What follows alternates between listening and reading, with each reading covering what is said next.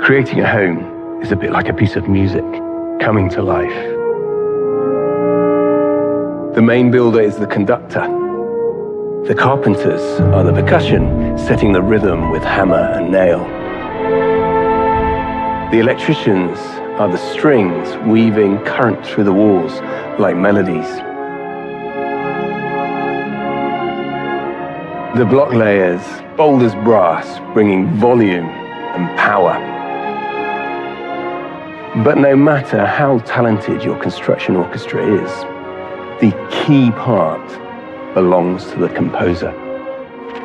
The composer, musical or architectural, has the power to set style and narrative, invite admiration.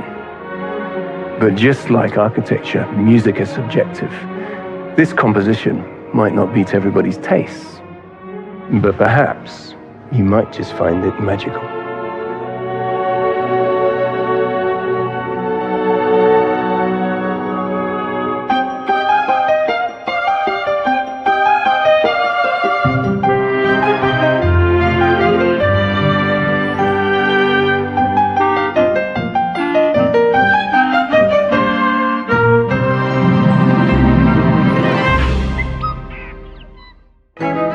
Martinborough in the South Wairarapa, an hour's drive north of Wellington, is a small town with a big reputation. Famous for fine wine, boutique village vibes, and sartorial elegance. Hey, what do you think about my shirt? I think it's really cool. I think I chose that one, didn't I? Probably. Tim and Sally Roach have lived throughout the Wellington region since arriving from the UK in the early 2000s, but have now settled for good in Martinborough. I think it's the old buildings. I think it's just the character of the place. It's amazing. It is, it's lovely. The couple met at church in West Sussex in the south of England, but romance took its time, with Tim taking things at a very slow pace. We were just friends, really, and then what clinched it was the cricket trousers. Oh, so goodness. when a young man asks you to go and help him choose cricket trousers, I mean, that's a sign, isn't it? You know? And I said, look, you know, what do you think? Do you want to, you know, should we go out on a date or whatever? And he was like, no, I don't think so. And I was like, okay, I obviously read the cricket trousers all wrong. Sally's timing was only slightly off though, and she and Tim went on to get married, have 2 sons, and forge successful IT careers. They also shared a passion for real estate, and now Martinborough's home, they're planning their ultimate property adventure. I never dreamt that we'd live in such a beautiful place. Combining their love of wine with a house amongst the vines that they can share with family and friends. I cannot believe that we are about to plant a vineyard. And here we are, we're going to be growing our own Chardonnay, which is just crazy, really. Sure, there's a little knowledge gap. We don't know a lot about viticulture, but we are learning. And with a blend of confidence and conviviality, they're expecting vintage times ahead. We're now in a position where we're able to build a home that will reflect who we are, something that we can really, really enjoy. Cheers.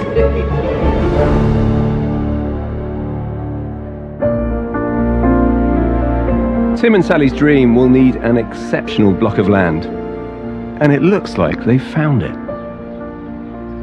This scene is almost perfect, isn't it? It is, yes. And you're going to improve on it? I hope so, and we're going to certainly enjoy it anyway. Yeah. So what is the plan? What are you going to do here? We are building hopefully a beautiful house over there, taking in full advantage of all the views. We're going to put a barn here and some visitor accommodation over here to make the most of the site. Well, that sounds like more than one project. I mean, what is this? This is a whole complex of projects. It is a little bit. It is a whole complex. Actually, what Sally's also not mentioned is that we're going to plant out the region with vines as well. So True. We love the idea of living amongst the vines. Tim and Sally have plenty of plans for their big empty site, but let's consider the house itself. The garage adjoins a long entranceway leading down to the oversized front door. A patio and deck are positioned here for afternoon sun, while the low charred timber ceiling runs from outside in and opens right up into the vaulted living area. Relax in the retro-style sunken lounge around an open fire with a chimney breast clad in Oamaru stone, a material that's also used for wall linings. Multiple windows frame the views, also enjoyed from the dining table and the kitchen, featuring walnut joinery and a separate scullery. There's a guest bedroom with a deck, a floating timber staircase, laundry, bathroom, another bedroom, and the master bedroom with ensuite. Sheltered in the middle is a large courtyard with a louvered roof, an artificial turf lawn, spa and swimming pool. Upstairs, there's a bedroom cum office, plus a second lounge with adjoining deck. The exterior, of Japanese-style charred timber and pristine white Oamaru stone, completes a finely crafted, full-bodied home alongside its own vineyard, worth raising a glass to. This project isn't discrete, it's many things, so it feels like you're at the beginning of a really long story here. The biggest challenge will be budget. Yeah. So Okay. we have a changing scene, increasing construction costs. It's difficult to know where things are going to finish. So what are the figures at this stage? How much did you pay for the land? So the land was $500,000. The house, it started 2 years ago at under 2 million. Yeah. We think about 2.5 now. Right, 300 square metre house, 2.5 million. Yeah, okay, all right. A bespoke architectural house, the figures are high for those things. But there's other things. There's a barn, So the barn and the visitor accommodation and the vineyard, they come separately. There will be an element of business finance, I think, will have to come into that, and we'll Right. have to be creative in the way in which we approach that. and then you can sit back and Yes, relax. that's the Indeed. plan. Okay, sometime in 2035. Well, we'd say Christmas, wouldn't we? But Christmas next year. Christmas 24. Every now and again, you come across a situation where, if you think about it quietly, it's mind-boggling. I thought I was going to come here and muse about the complexities of building a house. Whereas actually, this is a multi-plot extravaganza. What Tim and Sally are about to embark upon is a complex few years. And I think what will be critical will be their ability to focus on what's important and prioritize amongst the myriad of decisions and demands that this will surely place upon them. If they get that right, this life will be magnificent.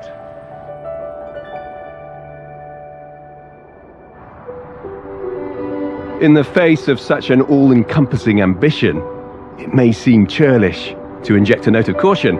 However, things are rarely so black and white. One thing that strikes me, and will no doubt strike you, is this high contrast pairing of exterior materials. Moody, dark, black charred timber and super bright white Oamaru stone. Quite a combination.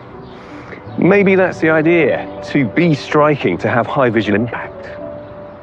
And that's what we also see here at the Art Centre in Christchurch. The architecture of these buildings may be from a very different era, but they've got that same high impact, high contrast aesthetic. In this case, there's a finely composed combination of grey volcanic basalt and the same Oamaru stone that Tim and Sally are using. In fact, it's from the very same quarry, and that creates this really distinctive combination, a really memorable rendition of Gothic Revival architecture. Now, the approach in Wairarapa will be a modern house using a material typically associated with heritage grand buildings. How will that translate, I wonder? Or take away the arches and ornamentation, and you're left with flush-cut stone highlighting the proportions of the building. And so that balance between white and black is going to have to be flawless. There's nowhere to hide. And even though this house may appear to be simple and understated, the ambition is anything but. By September, 7 months since my first visit, the barn is up on Tim and Sally's property and work has begun on the foundations of the house. It's exciting. Is it exciting? What's happening? What are they doing to your garden? During construction, the couple was intending to stay living in their Martinborough house. But those plans have changed. They're moving into the barn. So this is going to be our home for the next 15 months. I know. Here's a bedroom. Temporary bedroom. Temporary bedroom. A sharp increase in the cost of the new build means the house in town now has to be sold. We first saw this land just over 2.5 years ago, and since then prices have skyrocketed. I'm going to estimate and say that probably our total build cost will be in excess of $1 million more than what we were planning, and that's just at this stage. 7 months ago, Tim told me that he thought the house would cost $2.5 million. Now, the estimate is $3 million plus, a revelation that's prompting some reflection. I think if we'd done things differently, then I would have been talking to the architect about designing something that was simpler.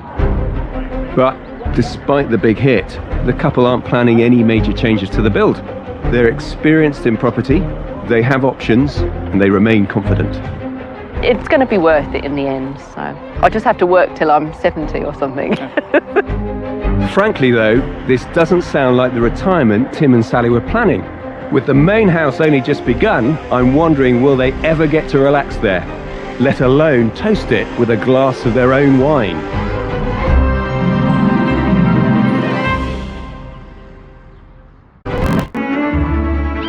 By the end of 2023 at Tim and Sally Roach's property in Martinborough, a raft of steel portal frames are up, along with timber trusses and wall framing. And it's becoming very clear just how big their new house is. Just looking forward to sitting on that deck there, having a wine, watching the sunset go down. A glass of our own wine. Oh, yes. Tim and Sally are planning a lot on their land, not just the main house, but its spiralling cost means they have to set very clear priorities. Tim has definitely been more grumpy than usual. Anything that we spend now on the barn, on the glamping area, on the vines, is going to have a direct impact on what we do on the main house. So we're just trying to keep costs under control is a big one, and that's one of the hardest things for the project management. One of the big budget items is the Martinborough stone sourced here at Parkside Quarry, well over 700 kilometres from Martinborough, but clearly worth the transportation cost to Tim and Sally. That is a cliff and a half, isn't it? Is this active? This was like the original quarry, so from when it first started here, like 100 odd years ago. Those marks and stuff are just from the older techniques of how it used to be quarried, drilled and blasted, and just big chunks got blown off. Very soft looking, right? All of this, even the ground here is covered in dust from the stone. It's definitely softer when it comes out of the ground because it's full of water. Yeah, look, see, I can just do that. But it'll harden up as it dries out, and then it will just get a bit tougher. Parkside Quarry produces standard size blocks, but also cuts the stone to clients' bespoke requirements. Typically, variation means complication here and on the build, and Tim and Sally's stone design is surprisingly complex. They want a different pattern and they want a different thickness, and so they're also, with their internal stone, will be another thickness of stone as well, and the lengths will be randomised. So that sounds like that would be expensive. Yeah. Martinborough stone may well provide the quality and elegance Tim and Sally desire, but the process will demand time, precision and patience from both the stonemasons and the owners. In a project already stretched tight, using the stone is not just a leap of faith, It's a leap into the unknown.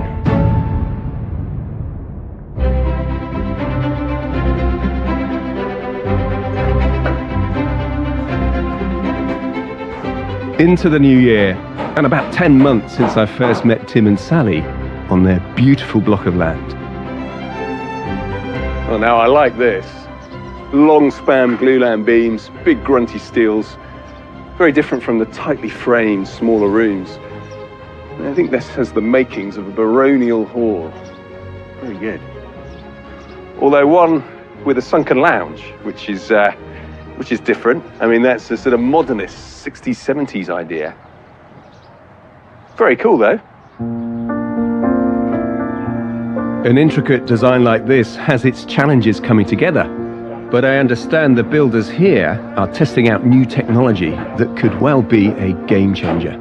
The pre-nailers have done a 3D planning software that has allowed us to get a real good understanding of how everything goes together. So this app will give us where everything is, where the lintels sit, where the rafters sit, and that has really sped up how fast we managed to put it together. This is your whole building? Yeah, in 3D. Mapped out, all the framing? All the frames together. I can look at that connection over there before I've built it. So rather than me going through screeds and screeds of two-dimensional cross-sections, I can just look at this in 3D and go, that goes there. It's a lot easier. So this is how we should be building. The builders have also largely finished the barn, so Tim and Sally have moved in and now have a grandstand view of their new house being built across the paddock. And with builder Mal using encouraging words like speed and efficiency, you'd think they'd be happy. But not entirely. The quicker they go, the quicker I have to pay the bills. Right. And we will need to release some finance with the sale of some property. The market's a little bit slow at the moment, so we're trying to balance the sale of property with the speed at which some of those big builders are coming through. Sure. So that's going to be, I think, the biggest challenge that we face this year. And I think if we don't sell property, that's where the pressure point will come. Okay. Is that a stress? Is that a big stress? Ask that question in a few months' time, and we'll see. You'll be in the thick of it. Yeah. And actually, there's a big transformation to come, isn't it? When the building changes from this lightweight thing to a stone-clad building. It's exciting, but, you know, could go horribly wrong as well, I suppose. As far as building sites go, it looks pretty harmonious, doesn't it? Soft brown framing in a soft brown landscape. But we're also a cusp, aren't we? The cusp of a transformation. The building gets its skin, the lightest of stone and the darkest of timber, coming together. Now, will it be good? It will certainly make a statement.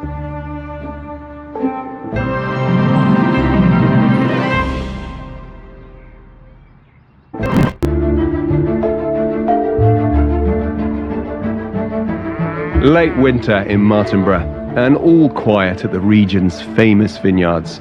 All the pruning's been done, and the vines are resting ahead of the new growing season. At Tim and Sally Roach's property, they were hoping to have their own grapes in the ground by now, but that's been delayed by the new build. The roof is on though, and the exterior cladding is next. Would you be okay to drag a goal? Would that be okay? Tim can't do much except try to figure out how to pay for it all and take some time out when he can.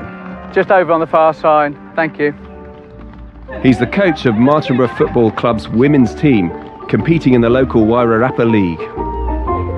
So the women's team is a new team for Martinborough. They'd never had a women's team, and 2/3 of the team had never kicked a football before. Ready to go again. They won their first game a couple of weeks ago, and the celebration afterwards was amazing. So it really has been a fantastic distraction for me. But to keep the new build going amid skyrocketing construction costs, Tim and Sally are trying to sell their house in town and other rental properties. Not easy. Well done, guys. That's fantastic. Well done. The market is very quiet, And I've never known a period like this in Martinborough, so we do face a real prospect of asking the builders to down tools, and we really don't want to do that, so that's the biggest pressure at the moment.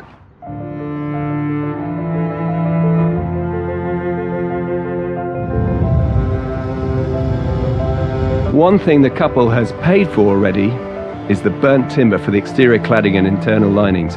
It comes from a Waikato company specializing in the Japanese preservation technique of yakisugi. This is the production line. Now, without giving away your trade secrets, what happens here? It's basically an open grill. We use infrared burners. So the infrared burners gives us a much more precise direction of heat, but also a high intensity. So it means that we can char up to around 3,000 litres per day on the timber we're doing for this project. So you take this great product and then you set it on fire. Yeah, that's right. When we're charring it, what it's doing is burning off carbohydrates in the cell structure of the timber. It's also causing a slight hardening effect to the surface of the timber, and those carbohydrates are food sources for bugs and fungi, so that's making it less advantageous for them to settle on the timber over time. And when the Japanese started doing this 500 years ago, that was the concept, is that the charring would protect the timber, but also it protects it from UV as well, because your charcoal is essentially like 100% UV-proof sunscreen, if you like. So you're not having to re-oil stain that timber to hold colour every 2 years, like you are with other premium timber weatherboards.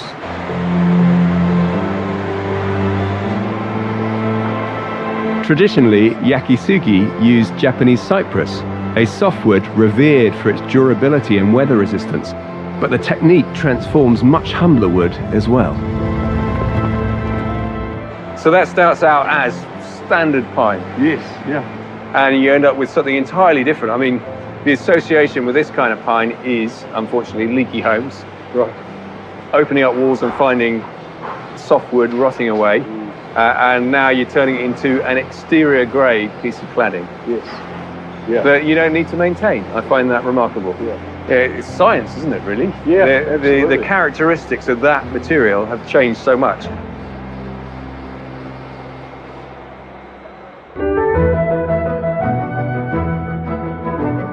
With money so tight now, Tim and Sally are no doubt relieved that they made an early decision to handle the interior design themselves. We couldn't afford to employ an interior designer. We thought about it early on and then kind of never really got round to it, and then it wasn't an option financially. As well as the furniture and materials, the couple have to come up with the interior colour scheme. And for that, they're taking inspiration from the site itself. Let's say that we take the floorboards and we start to compare that with some of the background. Yeah, what's in nature out the window. There's some browns that are coming in, potentially some green. And what do you think about blue? I'm not sure really. I mean, you know, obviously the sky is blue, but I think I'm definitely trying to do warmer tones inside. However, they're not just limiting themselves to what they can see outside. Their range is truly international. You had this idea about some funky furniture, something with a bit of a Moroccan theme. I do like the colours in this, the green and the red and the gold. Those tones really work for me. Maybe we could have some different colour coming in to the different panels. Oh, I'm not sure about that. I think that might look a bit weird.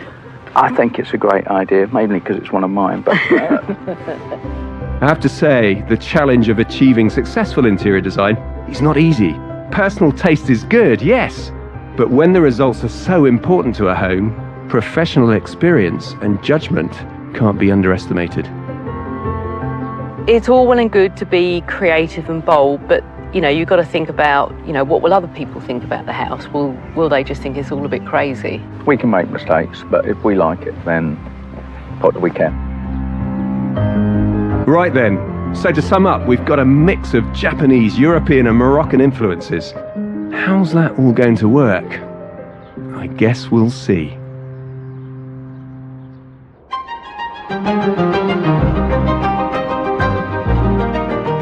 Into October, 10 months since my last visit to site, and the charred timber cladding is already making an impact. For me though, the real test will be its combination with the white Oamaru stone, and that's still to come. In fact, I'd have thought there should have been more progress here than I can see. I think the big challenge has been the lack of being able to order the future goods. So we've had to just focus on getting the house watertight until such a stage that we've sold and rental properties, which we now sold one, which is fantastic. So it's all full steam ahead now. But it has meant that the builder has had to be very focused on just certain areas of the house. So we're coming up to Christmas 2024, when Tim and Sally initially told me they'd hoped the house would be finished. Clearly, that's not going to happen. But they also have their son's wedding coming up early in the new year, with talk of hosting family here from the UK. That's going to be interesting. But walking around the house today, there is plenty to be encouraged by. Upstairs, for instance, in the second lounge. Well, this is what it's all about, isn't it? Great views. We wondered how much time we'd be spending up here, but now there's no question, this is a real living area for us. This is going to be amazing. That's one of many views here. They're all different, aren't they? Yeah, really, really pleased with all the views. Downstairs, the retro-style sunken lounge is something different stylistically. I might sit and try and experience this. Oh, that's cold. It's also causing a little bit of head scratching. We're just sort of making a few decisions on this. We're kind of not quite sure whether to have the steps over here or whether we put them in the middle. This is the focal point, right, isn't Yeah. it? This is the fire. So if your steps are there, you miss out on sitting, you two, in front of the fire. Welcome to our conundrum. There is pressure to get it right, and there are so many decisions, just a ridiculous number of decisions, which we're trying to enjoy, but I'm definitely feeling the pressure. Well, given all of that, I feel like I should probably leave you to it. I'm taking up valuable time. Keep making decisions. For Tim and Sally, the romance of a house amongst the vines has inevitably been impacted by the demands of the build. And now, they're having to make decisions that typically would involve professionals like an architect or interior designer. And that, to me, is a concern. To get to this stage, it all starts out there, doesn't it? The careful growing of the grapes, the harvesting, the pressing, the barreling. With wine, it's a continuous process that requires expert attention at every stage. It's a bit like building, isn't it? Tim and Sally now have this potentially beautiful, crafted, complex design. But its success now rests on the decision of two enthusiastic, yet inexperienced interior designers. And so I wonder, what will their finishing be like? Will they end up with a fine wine, or will it be vinegar?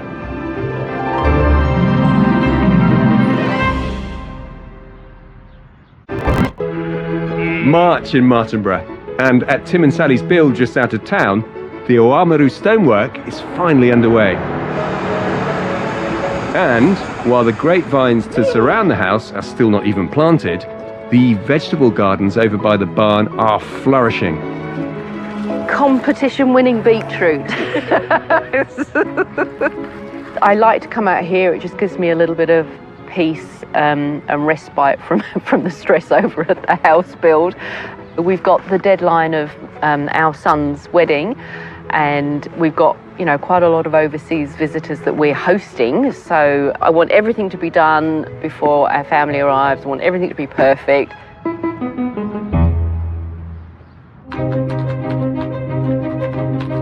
Tim and Sally still have 2 rental properties for sale to help finance the new build. But in the soft property market, that's taking time. Time that's weighing heavily on Mal the builder. Tim's always looking at what is going to be the next sequence that he can afford, whereas I'll be like, what's the next sequence that I need in the construction process? And ideally that isn't probably the most efficient way of doing things. This is a very precisely detailed design with streamlined elements that look deceptively simple, but in fact are difficult and time-consuming to build. And although Mal is at the sharp end of that, he's focused on the final result. Initially we're thinking, oh, this is just a lot of work for not much extra look, but now it's starting to come together. You actually start to appreciate what the real vision was.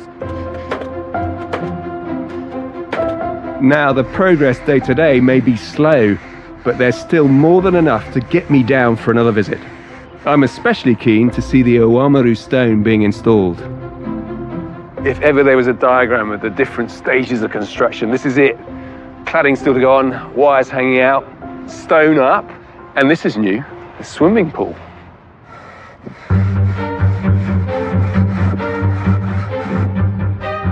The four-man stonemason team has been here for a couple of months now. Two of the team working full-time on the extensive preparation work the stone needs before installation.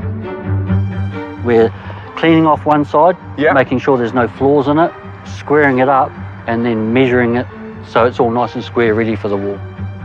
The stone is being used here as a veneer cladding, certainly not blocks, so they won't stand up by themselves. They're pinned and bracketed in place, and not only that, they're joggled or notched where they butt into each other, and the mind boggles how long that takes. You've had to cut all of these notches. V joints. In every, well, one each side of every single stone. Every stone. A lot of thinking involved, not just throwing a brick on top of a brick. This is quite, considering it's 590, 370, then we go to a 215. Right. 590 there, 370 here, 215. 215. How many more? Seven sizes. 7 sizes all up, and then as we go up, we repeat. You have to enjoy your job, otherwise 8 months of doing this, it'll drive you loony. 8 months, wow. I'm sure that's more than Tim and Sally expected. On the plus side, much of the interior stonework has been completed. Yeah, seriously, beautiful stone. Now, this is a bit confusing. Look, the house isn't finished, but the sofas are here. We're still on a construction site. There's no ceiling here. The outside's not finished. Kitchen's arriving. Feels a bit topsy-turvy. There's certainly something a little weird. It gets stranger. Look, a fully made bed. What's going on? It's like a Martinborough version of the Mystery of the Mary Celeste. Where is everybody? Hi, Tom. Hi, come on in. Hello, I'm interrupting. Come and sit down. This is Tim's family. Hello there. Come and join us. All right, well, I'll come and sit over here. Yeah, I wasn't expecting this. We made a commitment to family when my son was going to get married that we would give them beds, and well, the beds are ready. So we fulfilled on that commitment. Interesting to sleep in a house that has no front door. The wedding has been moved to another venue close by. A relief, I'm sure, for Tim and Sally, and a happy occasion and distraction from the ongoing demands of the build. I did have a meltdown a couple of weeks ago because I was really hoping to get the courtyard finished or at least concreted and not have all this horrible dust and gravel for people coming over. But Tim was like, it's not going to happen. I think that we've done some things in a different order than we might otherwise have chosen to do, I'd say.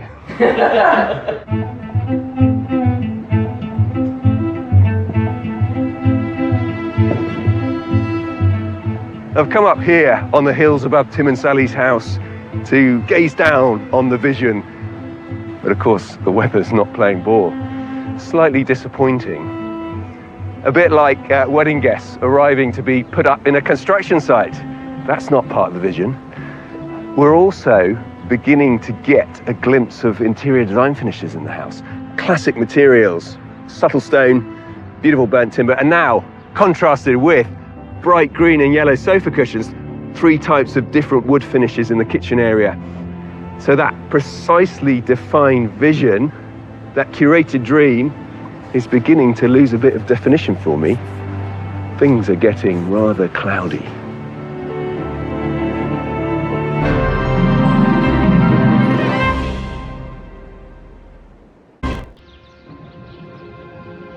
This all started with Tim and Sally's dream to live amongst the vines. You know, just your basic, beautiful piece of land, and a barn, and a great house. Oh, and a vineyard too. So this is more than just a house reveal, isn't it? This is the start of a lifestyle. I wonder what we'll find. But while I'm imagining rows of luscious grapevines and bountiful harvests to come, the monochrome house itself is already a statement, a stark, even startling contrast to its environment. Even the gateposts, the signage, the 3 chimneys. And they have a vineyard. Well, a baby vineyard.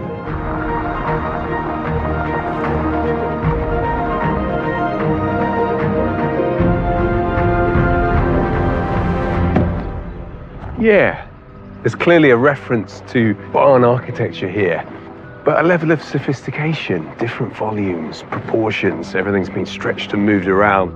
And this wall, well, it's not just white, we can see colour. There's a bit of tonal change in here. The charred timber, yeah, that's really uniform. Oh, this is great. These rough hewn chunks of stone, contrasting with those home walls. Oh, and here we go, this is how we get in, the intercom. Hi, Tom. Hey, Tim. Come on in. Thank you. Hey. Hi there, Tom. Hey, Tim. How are you? Yeah, very good. Hi, Tom. Good to see you. Hi, Sally. That is a seriously impressive way to come into a house. And then lovely window and the valley beyond. It's very cool. Thank you. This house is noticeable.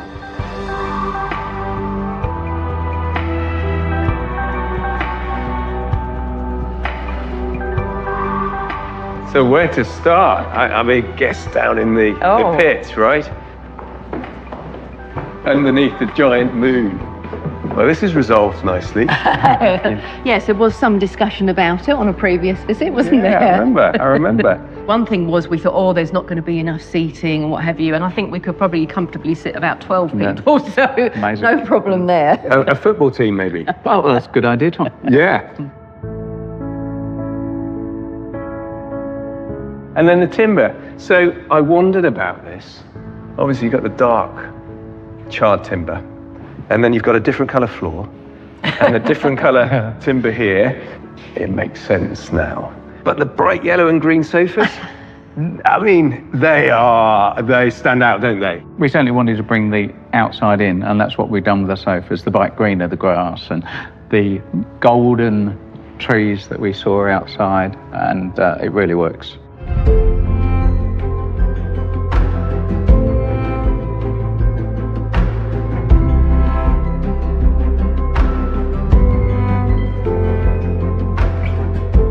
Great island unit. Yes. One of one? Yes, I would imagine so, yeah. I don't think there'll be another one like this, hopefully. Yeah, it's a really lovely environment to be in. Yeah, so there's nothing that interrupts your view, it's just, you can see right through. And I've just spotted something else. These handles. Yeah, they're very cool. They are, yeah. They're really fun. If you think those are interesting, you wait, I'll show you something that you'll like even more in a minute. Interesting. So a little surprise behind this door. You have to go inside and close the door for the full immersive experience. Haha, yes, okay. Well, I'm suddenly transported to what feels like medieval France. I'm in a cellar. I should close this door. You should. Yeah. This is definitely one of one. Down the hallway in the bedroom wing, there's a much more conventional bathroom, albeit with its own individual flourishes. That's amazing. You've got a laser cut screen, right? So a metal screen. So that's protecting your modesty. I love that. Yeah. And this tile. Now that's a strong colour. It is a strong colour, yes. It's joyful. As well as the bathroom, there are a couple of generous guest bedrooms in this wing, plus a good-sized separate laundry. And right down the end, the master bedroom and ensuite, enjoying vineyard and poolside views. Wow, I mean, that's an eye-opening room. Glass on all three sides, with your bed pushed up into the middle of it. So if you want to live amongst the vines, this is the room to be in, isn't it? And you've got vines, that's the key thing, right? It is for us, yes. Just last week, we had 4,500 Chardonnay vines planted. It's something quite satisfying to look out onto. Living amongst the vines. Yeah. For elevated views, it's up the elegant floating staircase with full-height timber balustrades and moon-shaped pendant lights, to the second lounge, showcasing Tim's sense of fun and Sally's Moroccan theme. Well, now, what's this? Tim's funky furniture. Okay, so how'd you get in? You jump in. You've done that before. Yeah, and now you're there for good. And once you're there, this is the stargazing window, isn't it? Yeah. I really feel like I should have a go. Yeah, sample the view from the funky furniture. All right, here we go. Yeah, it's just a... Yeah, that's good.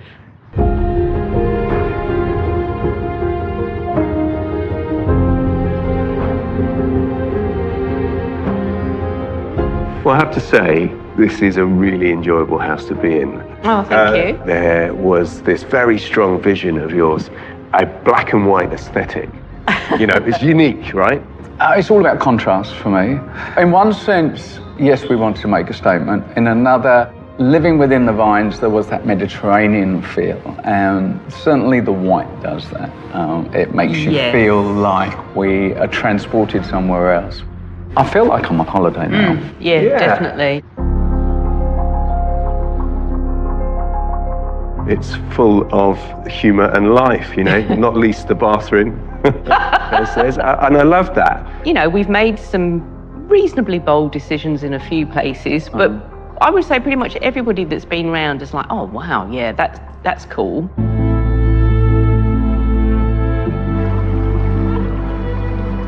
When you started, you told us that this house might cost $2.5 million, and there was a stage where that became maybe another $1 million more. Where did you end up? We ended up close to 3.3. You feel value in that? Oh, 100%. We have an exceptional house. To my mind, it's just retirement's just going to be a lot further away. So, but we've got an amazing place to live in the meantime. And you never know. Your wine could be the next top big seller. thing. Yeah.